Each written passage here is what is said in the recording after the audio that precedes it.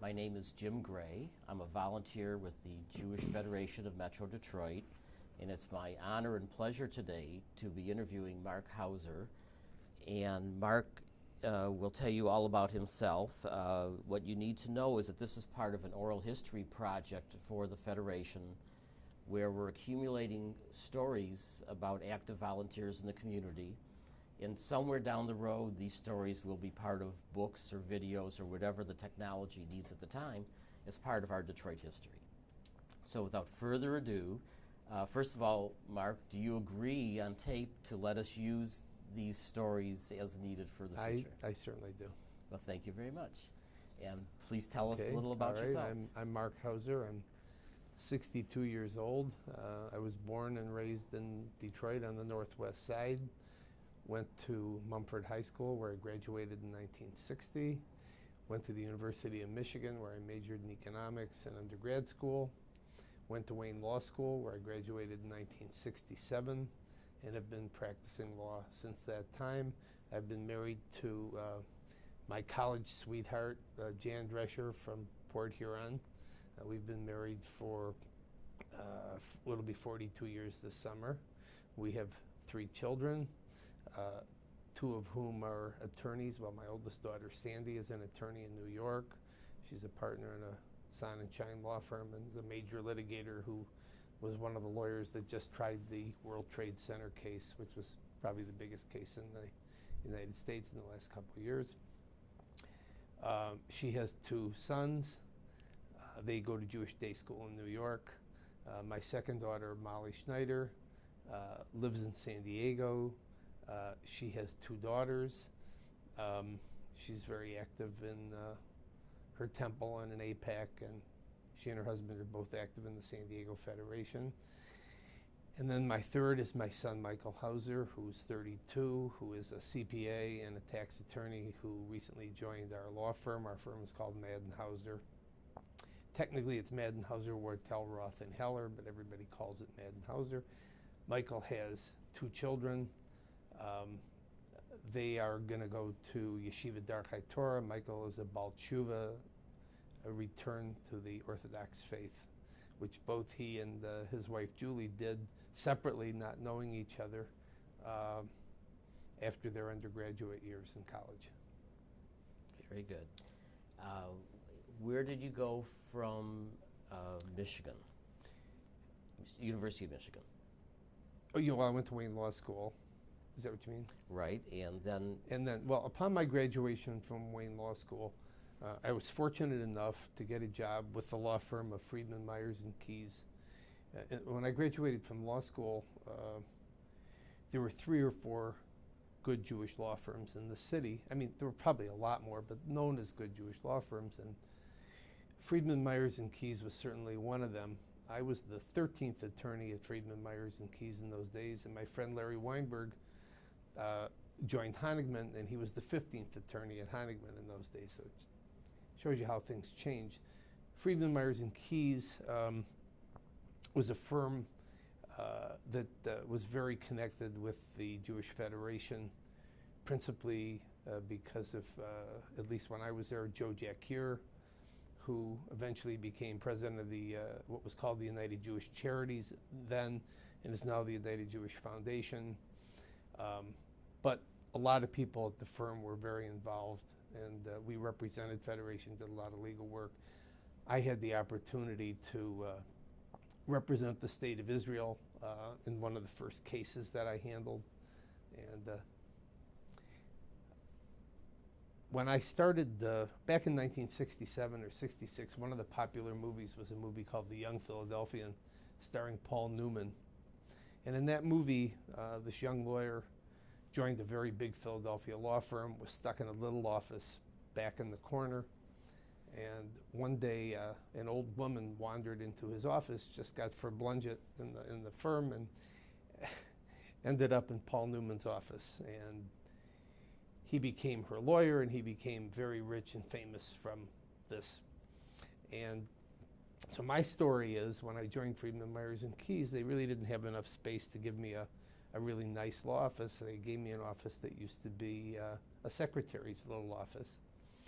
And I always wondered whether this woman might wander into my office. But I was fortunate enough to have something different happen. Tom Borman, who was a campaign chair, and who, along with his brother Al, were major philanthropists in the city, one day Tom Borman came walking into my office, knocked on the door, walked in, said, "Hi, I'm Tom Borman. I'm introducing myself. I want you to know, Mark, that you are in a community and you're at a firm and you're at a time in Jewish history when you can do something and mean something, and I'd love to see you get involved."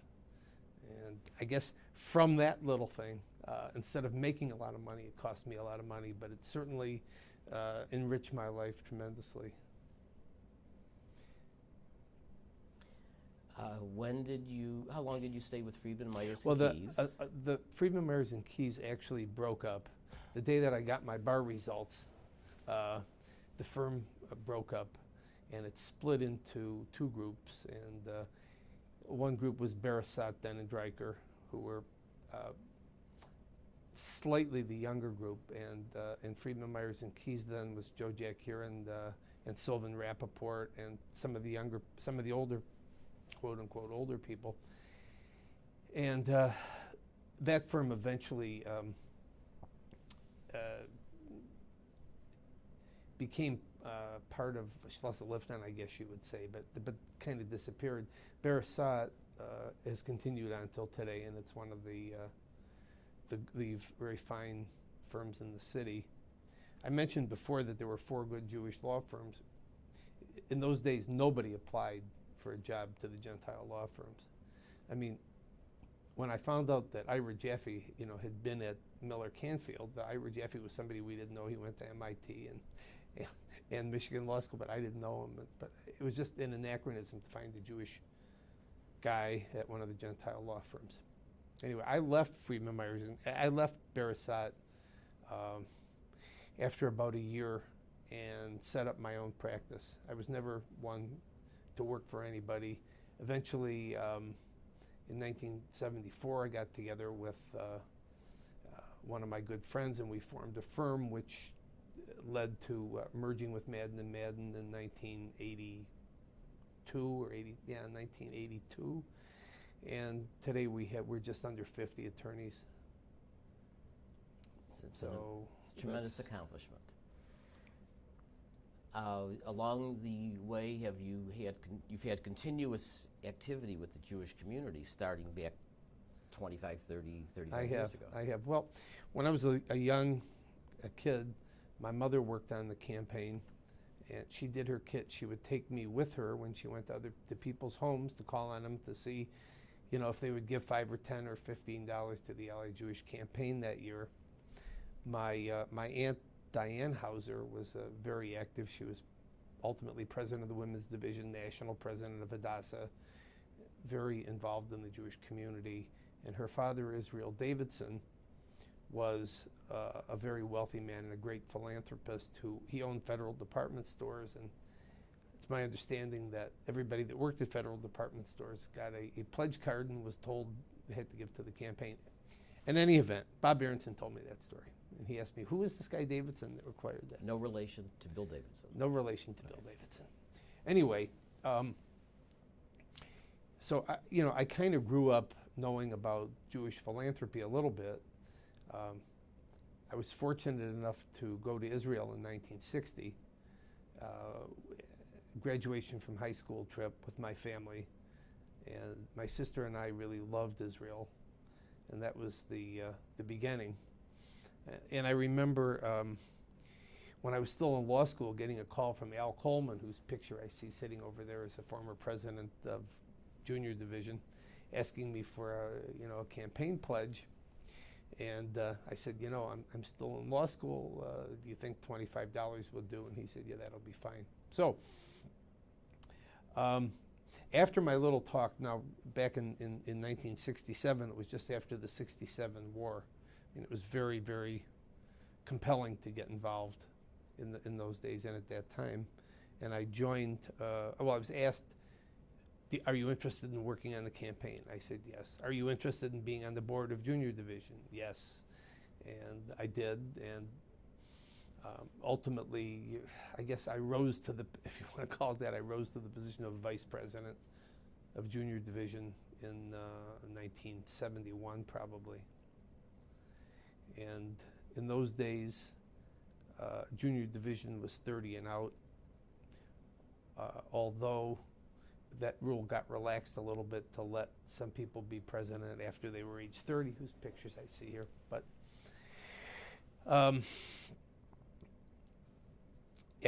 when I graduated from junior division, I started to work in the attorney section of the campaign, and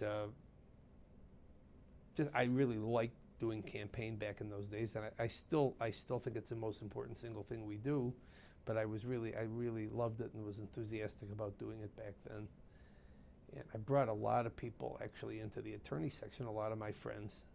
Back then we had sections of the campaign, divisions. And I was asked by Larry Jack Ure and Stan Frankel to go on a mission called This Year in Jerusalem in 1976. Our children were of the age where my wife could go. She had never been to Israel before. And this was a Holocaust rebirth mission where we went to Auschwitz concentration camp. I mean, not Auschwitz, I'm sorry, that was another trip. We went to Mauthausen concentration camp in Vienna first, got back on the plane in Vienna, and the rear section had been empty going over to Vienna. And we found out why when we got back on the plane. It was filled with Russian immigrants who were going to Israel. In those days, Rome and Vienna were the two demarcation points, and these people were, I mean, it was a very emotional thing. Nothing could be more emotional than the day that we had spent, at least then, in the concentration camp, and then to get on the plane and go to Israel with the Russians who were let go, because at that time it was, let my people go. It was a great trip to Israel. It was a Young Leadership Cabinet mission. I didn't know what the Young Leadership Cabinet was. We were on a bus, and a couple who I didn't know at the time got on the bus, Joel and Linda Abramson, and Joel was the chairman of the Young Leadership Cabinet, and they got on our bus and they said, we just came back from, if you guys think you had a trip, we just came back from Poland. And I said, Poland? Why would anybody go to Poland? But 5 or 6 years later, Jan and I went to Poland as well on another UJA mission, and had the opportunity to see the shtetl that my grandparents on my mother's side, David and Eva Baum, had both left in 1905 or around that time. You've been to Israel since then, maybe what, 50 or 100 times? No, not that many times. Probably 17 times or something like that. Well, you've seen the country evolve a lot. Seen the country evolve a lot. In 1960, you could see by looking to your right and your left what was Israel and what wasn't, by what was green and what was brown. And Israel has changed dramatically and tremendously. The first time we were there, of course, Jerusalem was divided. We couldn't see the East Jerusalem and the wall. There was the Mandelbaum Gate that separated the city. And then our trip in 1976, everything was different. But in subsequent trips, as we drove up through Samaria, you can see how the West Bank turned from a desert, awful, rocky thing to beautiful farmland, just like Israel. Of course, we're giving that back now, or a good part of that back. I'm talking about from Jericho going north to Bet Shan, that way, on that road up there. Israel has changed a lot. You've been hopefully mostly for the better. With all of your activity in United Jewish Charities, a lot of our money from here locally goes to Israel. When you go on these trips, do you occasionally see areas that are earmarked by Detroiters in a way? Yes. Do they appreciate it? Do they even know in Israel that it was from us? Yes. Well, take a little time to answer the question. Our first direct involvement with the community in Israel was Project Renewal. Project Renewal was in the late 70s and early 80s, and Detroit teamed up with Ramla, which was a depressed community. We gave them money to help make this a better place. Max Fisher and Al Taubman were the main contributors, and there's a Fisher-Taubman Jewish Community Center there that's quite beautiful. At least the building is beautiful. The inside was a little run down when I was there, but more recently, we have the Partnership 2000 program, where Detroit is partnered with the Central Galilee. With the main cities there are Migdal HaYemek and Nazareth Elite, and a lot of Detroiters have made friends there. A lot of wonderful things have really happened, mostly for Israel, but also for us. And Jan and I have friends there that we see when we go on our trips to Israel, and there's a direct connection. But I have to tell you, it's because Detroit supports the city in Israel, makes no less important the needs of every other city and every other place in Israel. So it's one of the trends that's evolved in the last 5 or 6 years is that communities have decided that they wanted to, instead of just directing all their overseas money to Israel, to the UIA, which split it up between the Joint Distribution Committee and the Jewish Agency for Israel. Now a lot of communities have their own electives.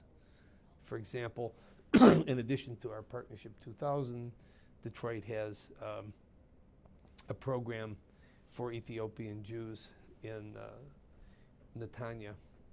And when communities have their own programs in Israel, they become extremely invested in those programs, and they tend to want to do more self-direction of where the money goes to Israel. When you stop back and think of how the many hundreds of millions of dollars that went of American UJA, Karen Hayesod money that went to Israel to help develop it, it was basically just poured in and let them decide. Today the thing is, well, we'll give you the money, but we need to decide.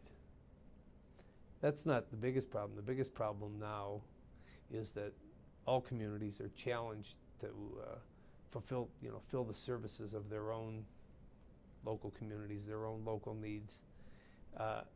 And so the easiest thing to do is to cut back on the overseas allocation. Detroit is, in the forefront of a tremendously strong allocation to Israel, thanks in great part to Max Fisher, but also there are a lot of the people in Detroit feel that that's extremely important. Some communities have cut way back, and so that they're giving 20-25% of the money that they raised to Israel, or less. Over the decades with your involvement in Israel, you've met presidents and prime ministers and leaders, and the political climate changes from time to time. How has this affected your volunteerism with who's in power, and or is volunteerism really separate from the political climate? Well, I think it's separate. I mean, there was a time when people said, I was a good contributor, but I won't give as long as Begin is prime minister. That was for about a 5-year period, and I think Begin turned things around for a lot of those people, that a lot of good things happened while he was in power, and a lot of those people changed their mind. The idea is, we're here, we're not in Israel, we're not making the sacrifices, we didn't fight in 3 wars, we're not losing our children, we're not, the lifestyle in Israel, as good as it is now, doesn't compare to the United States. And I, as an American Jew, don't want to tell the Israelis how they have to live or what they have to do or who their political leader should be. That's a decision they have to make, that they have to live with. And so, it's not, I would say it's basically a small issue, not a big issue, in terms of running a campaign and running a Jewish community. From your perspective, though, we still have an ongoing need to raise money and contribute to Israel and other charities. Isn't that correct? Because it's been going on in your life for 3 decades, yes, at least. Well, let me go back and give you a little anecdote. When I was first involved in junior division, which is, by the way, now called YAD, Young Adult Division, the professional that Federation gave us was a wonderful lady named Lillian Bernstein, and who is still alive and I still see around. And when we were talking at an officers meeting or an executive committee meeting or something, I remember saying to Lillian, you know, Lillian, I'm really not that interested in Detroit's local needs. I'm interested in Israel.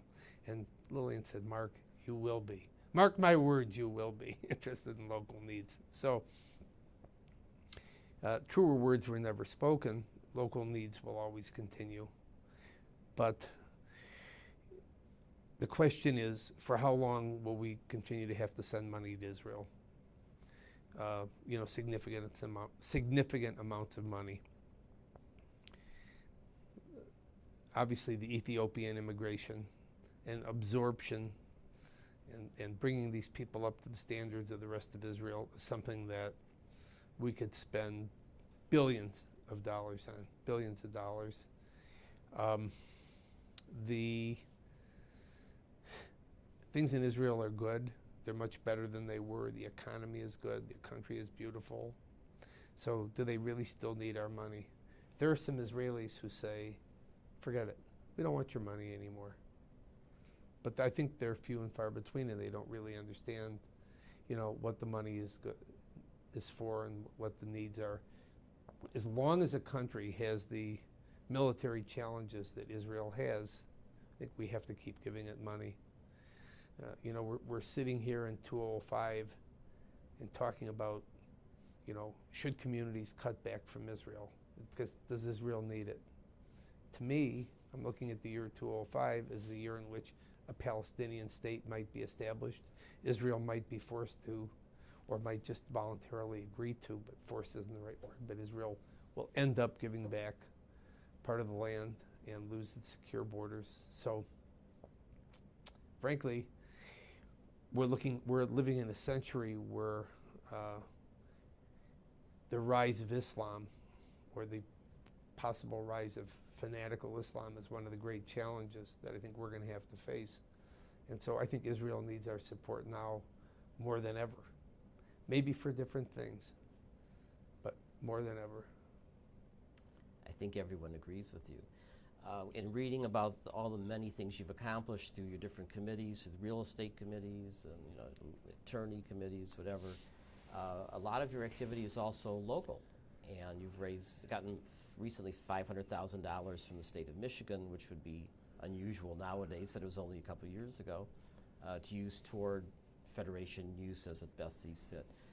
What are some of your ongoing local goals and objectives and projects? Well, good question. Lately, I've been involved in the Jewish Community Center. We raised $30 million in our Millennium Campaign to help the Jewish Community Center. And while we had some great contributors and it was a great campaign, we hadn't figured out in advance really what it would cost to do all the renovations, or while we were doing it, costs went up. We weren't sure what we wanted to do, and my services, in addition to fundraising, have been utilized a lot by Federation in terms of business acumen and trying to help with business deals, both as an attorney and as a businessman who understands real estate, because I've worked a lot on the real estate matters. Well, there are a lot of challenges at the Jewish Community Center. As we speak, there are plans to renovate part of the Jewish Community Center now to house the Jewish Academy of Metropolitan Detroit.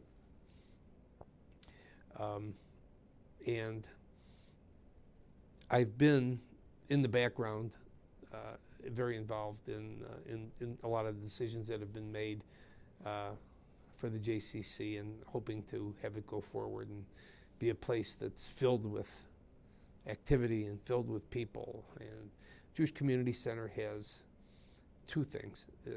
It has a number of businesses that it runs daycare business and a health club business and a camp business and inline skating business. And it also is a place of informal Jewish education, and it's a place that offers a home for our seniors, especially at the JPM branch in Oak Park. And so we want the businesses to flourish and make money to help support those things that will never make money, that aren't intended to make money, without an additional contribution by Federation. And that's one of the challenges that I've been involved in the last couple of years. And I don't know, where we've gotten. I was, Larry Wolf and I just chaired the search committee to hire a new director for the Jewish Community Center, and we're very happy with the man we hired. I've been lucky enough to seen a lot of things happen on the Applebaum campus. The Heckman Phase 5 apartments, the Mirror apartments, the nursing home, which is called Danto. I was part of a very small committee that negotiated the deal to privatize the nursing home business and a piece of property that we leased to the company then was HCR, since they've merged. And so we have a whole continuum of care on the campus. I also acquired the property across the street for Federation, on which the new family service building is built. And it's kind of nice to see all these things go up. I mean, as a real estate attorney, I see my clients doing this all the time, but it's nice to see things done that are, for the benefit of the community. And I enjoy that, and planning and working on the campus has been a lot of fun. Going back to the beginning of what we commonly call the Jewish Community Campus at Maple and Drake, I remember about 30 years ago when they acquired the land, it was swampland, it was forest, and nobody could possibly envision the future, but yet you were involved from the very beginning, weren't you? I wasn't really involved at the very beginning. There was, Sam Frankel was very involved, and Graham Orley. So my involvement began around, I would say around it's when Graham Orley was president of the United Jewish Charities. He asked me to become chairman of the Maple Drake Committee, and that's when I really got involved. So it wasn't from the beginning. I can't answer that. But Graham had acquired property for Sinai Hospital, the western part of the campus, which is if you drive around the campus now, we built a ring road, and the property to the west of the ring road between the rest of the campus and what's now the campus of the Lubavitchers. That was called the Sinai property, in case Sinai wanted to expand and build something out in West Bloomfield. And of course, we know that Sinai was sold to the DMC? Yes, of course, I'm sorry, to the DMC. And I also was privileged enough to be helpful, I think, in that transaction. Got the deal closed. Do you see the Jewish community staying put? We all grew up in the northwest Detroit and Mumford, like yourself, and both you and me and others, and we saw the migration north and west. And then they went out to Maple Drake, and are we running out to Commerce and beyond, or is the Jewish community done running, and are we going to stay put? Well, it's both. I think it's running out to Commerce and beyond. I mean, for housing prices in Detroit are still, compared to other cities, are still very reasonable. But people that want new, quote unquote, we want new, either have to tear down if they want to stay, close in, and that's a very expensive proposition, or go out to what used to be a chuppetz and now is, part of the town. And yet Oak Park is still strong. We still have a strong Oak Park community in Northwest. Right. We were fortunate. Another one of the things I was fortunate enough to have a chance to be involved in was the stop for a minute.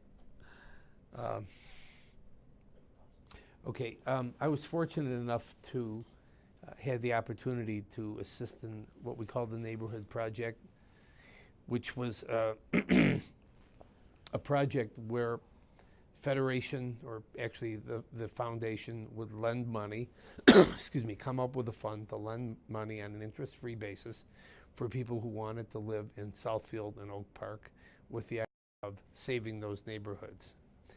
And it was very, very successful for Oak Park, which has remained a stable community. It wasn't just for housing, it was also to help with the stores and the shopping centers, and it had a minor effect there. It helped part of Southfield. The loans, every loan was paid back. It was a wonderful program, and we ran it for about 15 years, and we decided to sunset the program last year because there just didn't seem to be that much of a need for it anymore.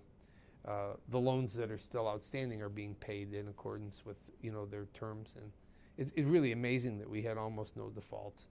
My involvement early on was just to come up with some of the forms and some of the help in the committee with some of the guidelines and things like that. But I had the opportunity to Kiva Day School was looking for a new home, and we were on a committee, and they had a building on Southfield that was falling apart. It's a nice looking building from the outside, but the engineering reports and everything were that every window had to be replaced, all the heating had to be replaced, that it just wasn't doable. And at that time, Beth Hakim Synagogue was talking about merging with Adat Shalom, which eventually happened, and their building became available. And to make a long story short, the foundation purchased that building and leased it to Akiva for $1 a year. And we thought that was part of the justification for so doing was in helping the neighborhood, keeping the neighborhood strong. So the neighborhood project has been a good thing. But your question about movements in the Jewish community, at one time we all lived in, most of us lived either on Dexter, in the Dexter area, or in Northwest Detroit, 6 mile, 7 mile, Livernois, Wyoming, over to Woodward and moving a little west. And Mumford High School was almost all Jewish. I don't really think that I knew, of course I knew Catholics, because there were a small number of Catholic kids that lived in our neighborhood because of UAD, because of Mary Grove. And so in grade school and in high school, my non-Jewish friends, people that I knew that were non-Jewish, were mostly Catholic. First week at Michigan, I met a guy from Birmingham named Bob Brookman, and we became good friends. I was the first Jewish person he knew, and he was the first Presbyterian person that I was ever friends with. But I'm not sure that has anything to do with this interview. In the neighborhood project, do you have any remembrance of how many millions of dollars have been loaned interest-free, most of which has been repaid, you mentioned, or how many houses have been I'm sorry purchased? that I don't have the statistics. It's in the hundreds, isn't it? Oh yeah, definitely. Yes. Definitely. Oh yeah. Hundreds of houses. And Hundreds of houses. And when you go through Oak Park now, because it's an Orthodox enclave, there are a lot of big additions. There have even been some tear downs and 10,000 square foot houses built on 2 or 3 lots. In the Orthodox community, they're strong. My son lives there. so the Oak Park area should remain strong, as well as the Northwest community and everything in between, hopefully. Yeah. Of course, schooling is the big issue, and most of the kids that live in Oak Park go to day schools. The Jewish kids go to day schools. So that was one of the reasons that I don't think that the neighborhood project wasn't really successful, so to speak, in saving Southfield, because there was just too much burden to try to keep the Southfield schools at the level that the parents wanted. Wearing your leadership hat and how you've evolved over 30 plus years, do you see the same energy from the new young leaders that you saw 30 years ago with your contemporaries? And where's the future going with this community? That's a great question. It was much easier to be emotional about Israel when Israel was in a war in the '67 war, when you saw the movie Exodus, when you went to synagogue on Yom Kippur and heard about what, the Yom Kippur War. I mean, it was pretty darn hard if you cared at all about being Jewish to not want to be involved in those days. And we were there with the birth of Israel, and it made it a passion that most of us have. We've had for years and will always have. Today, the kids go to Israel, a lot younger. They go on the teen trips. They go in college. And although they see problems in Israel, they don't see as great a need, and they see a lot of other things. So in one sense, you're never going to get the group of Zionists that were my aunt's father, Israel Davidson, and a number of other people I could name, one of whom was Max Fisher, who just passed away, and Paul Zuckerman. You're never really going to get that group again. People that have, of my age group, that have the passion, it's going to be hard to find. But there are a number of people in Detroit who are very, very interested, who've made a lot of money at a young age, and who are really, really, a great part of the future of this campaign. Dan Gilbert is one of those examples. He sold his company and made a lot of money, and has been extremely generous. But more than that, he's been a real leader in getting his contemporaries and friends to go in. And we just had a wonderful last year. Detroit's main fundraising event is the Fisher meeting that was held at Max Fisher's house, and at which more than half of the campaign was raised by the donors there, who gave $75,000 or more. Whether it's still going to be held at the Fisher home is probably not. But the last Fisher meeting was preceded by a mission of young leaders who Dan Gilbert really organized, who gave $75,000 or more. And it was really wonderful at how many people, these young guys, really stood up and went. And a lot of it wasn't inherited wealth. A lot of it was, money that was made, new money that was made. So I think there's a great future for the Detroit community. But you have to remember that there aren't very many communities like Detroit, but there aren't very many communities that have $1 million givers like we have. And as we lose $1 million contributors, either through death or through moving away, we face a lot of challenges. But I think we'll meet the challenges. Many of these large donors also, though, have children who are now adults, obviously, who are active in Federation and other activities in charitable giving. And they saw the importance to carry that enthusiasm forward to the next generation. Yeah, well, that's certainly true of the Fisher family. Sure. Warren Rose, who I don't really know, but I know Warren is getting involved in Federation now, and his family has been immensely supportive of the Jewish community. Bill Davidson, who's another one of the $1 million contributors, I don't know what his long-range plans are. He doesn't have any children that are. Well, he's building a big house now, so he's building a wonderful house, and I'm sure that he'll do. He's done great things for the Jewish community and for Michigan and for the United States and everything else, and I'm sure that he'll do something great. But I'm not sure that there's going to be a continuing family connection there. Steve and Nancy Grand have moved to San Francisco. They're still, very supportive of the Detroit community, but not in the same way. Nancy's going to be the campaign chair in San Francisco next year. So, and but so what we can't rely entirely on our donors. One of our important programs is our PACE funds, permanent annual campaign endowments, where if you are giving $50,000 a year, we'd like you to make an endowment gift that will make that $50,000 gift in perpetuity.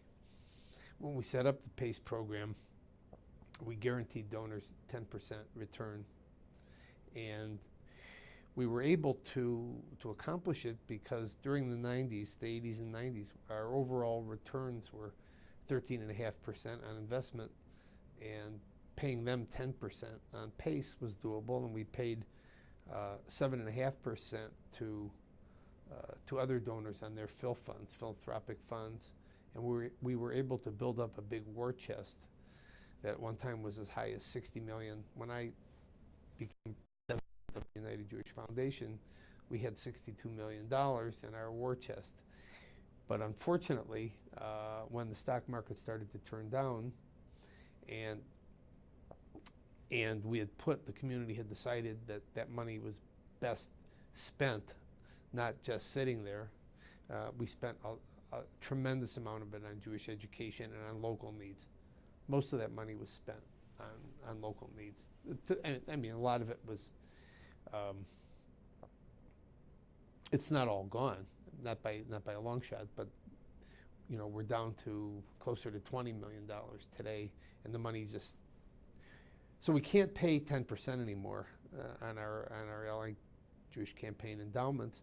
So if somebody is giving $50,000, we now have to ask them for $10 million to endow. You know, it's excuse me, you have to ask them for $1 million. It's a long day. It's a long day to pay the 5%, right? Instead of $500,000 to pay the 10%. So it's a great challenge. With all of your involvement at so many different levels, what are the new projects you see that you would like to get involved in for the next 25, 30 years while you still have the energy to work on them? Well, one of the new projects that I'm working on now is it's called Legacy. Legacy is to try to build up a rainy day fund like we had before through testamentary giving, where people will remember Detroit in their wills and in their trusts. And it's a fairly new program. Bill Berman is the chair, and Bob Slatkin and I are the kind of the assistant chairs, or we're called the chairs of on the community level, which means that Bill's trying to get the $1 million gifts, and we're trying to get, you know, gifts of significant ones. And so, you know, we would love to be able to have the community 25 years from now have $100 million in reserves that it could use for emergencies, unanticipated things. And so Legacy is one of the challenges that I'm working on now. 2 years ago, I was elected vice chair of one of 6 or 7 vice chairs of the United Jewish Communities, which is you know, the national successor to the UJA and CJF.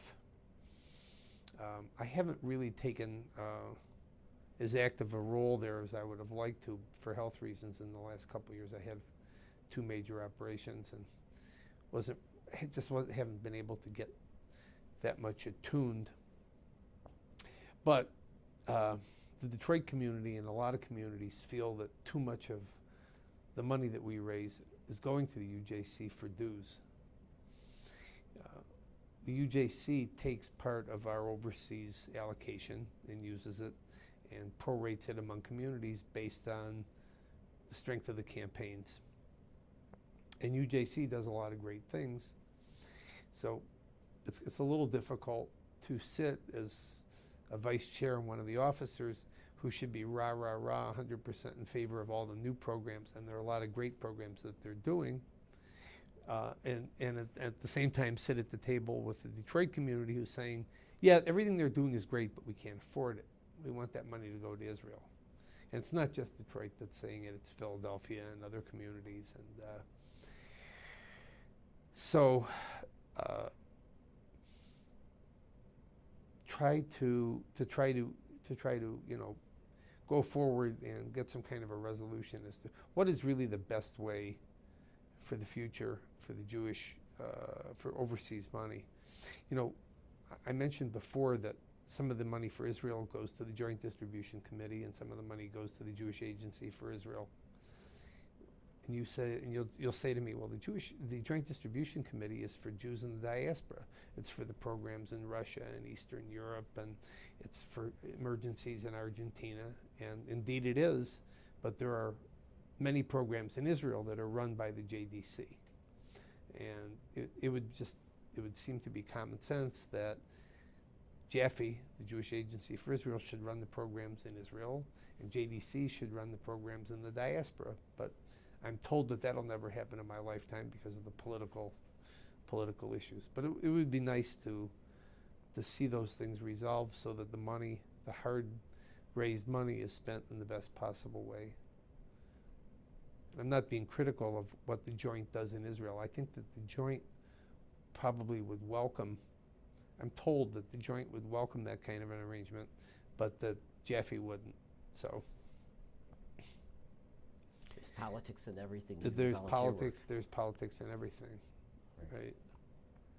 In looking over information on your personal side, I noticed that you actually may have a little time for hobbies. I notice you're in the Victors Club. Does that mean you go to Michigan football games sometimes? Yeah, we go to, I say that it'd be nice to put this on the tape, Jan, if my wife ever sees this. She says that there are a few important things in Mark's life: his family, his business, Jewish survival, and Michigan football. And those are the things that are important. So you try to go to as many games as we you go can. to as many games as we could, and one of my big achievements last year was I had cancer surgery on September 28th, and it was very lucky. It worked out very well. I missed most of the football season, but I was able to go to the Rose Bowl, and I got there, and I just felt so good about being there, you know, and saying, hey, I beat this thing, and I'm here, and it's so. That's great. I noticed you do photography, I read. When Yeah. you have time, grandchildren photography? I'm a fairly good child photographer. That, you know, other people say, good photographer, great cook, lousy lawyer. No. But yeah, I like photography. I specialize in taking close-up pictures of kids, and especially in black and white, and I did them in my darkroom for years. I don't really get down to the darkroom too much anymore. Just don't have the time. Now everybody's doing digital, and we're playing on computers, and I can do some beautiful stuff, but it doesn't really compare to the pictures that I've done of, you know, over the years with large format pictures, you know, using lighting like we have here and stuff. When you great went pictures to of kids. Israel on those early trips, did you shoot a lot of black and white photography? No, People because and I wasn't. faces? I really only got interested in photography when my kids were born. In our trip in 1960, we took a jillion pictures, and we had a camera called the Stereo Realist, which takes a double picture. It shows it in 3D, so you look through a viewer, and you see the 2-into-1, and it's kind of like 3D. And they used to have projectors for those things, but they're all long since gone broken. And I guess one of my challenges is to take those old pictures from 1960 in Israel and digitalize them, and see what we did with my dad and I did. But yeah, I've taken hundreds of pictures in Israel. Some of the best pictures I took when I led a men's mission, the Hadracha mission, in I think it was 81 or 82. Hadracha was a program where we got volunteers who really hadn't been involved in the community to agree that they would go on a free trip to Israel. They would attend 3 or 4 educational meetings before and agree to solicit 15 people face to face when they got back. And I led one of those trips. It was a lot of fun, and I took a lot of great pictures on that trip. A lot of black and white stuff, but basically I like to take pictures of people, and you know, it's the ones that are tempting to take pictures of in Israel are the Hasidic with the Streimels and all that, and they don't want you to do it for whatever reason, you know, for their privacy or because they think that photography is iconoclastic or whatever reason, so I don't have a lot of that.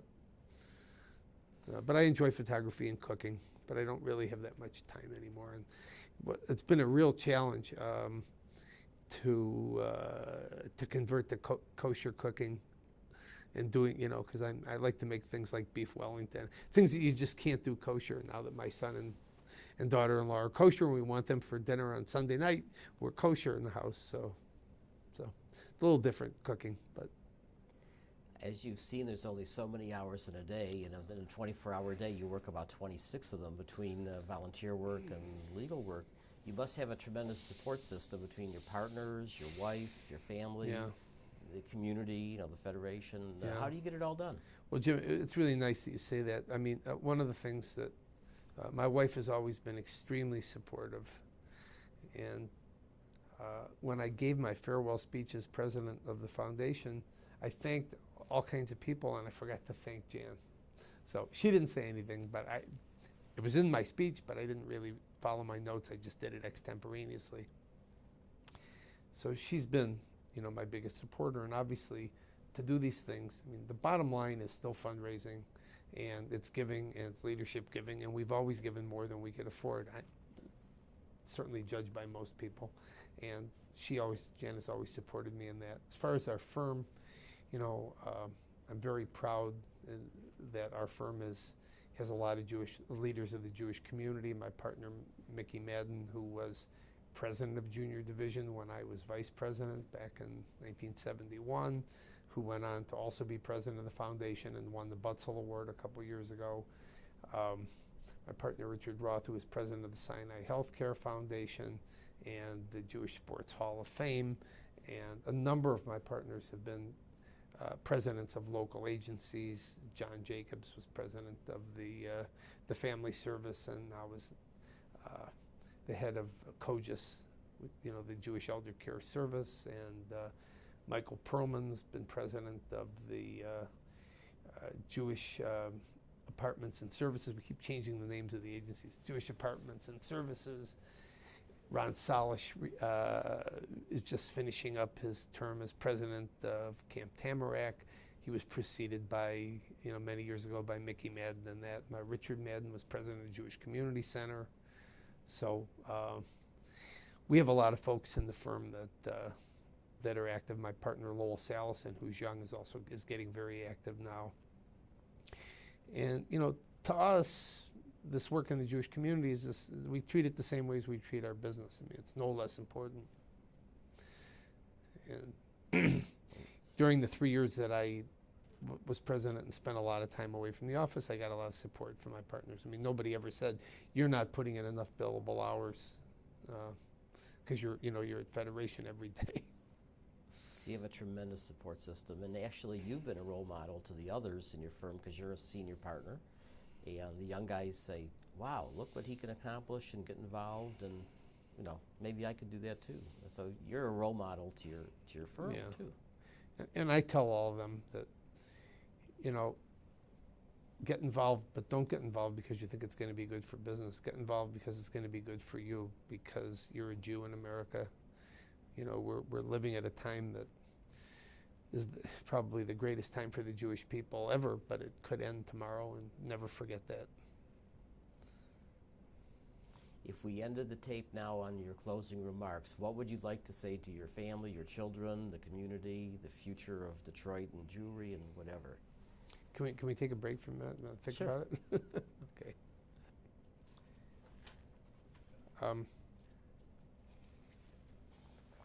Many years ago, my friend Linda Klein, who's also been active her whole life, told me,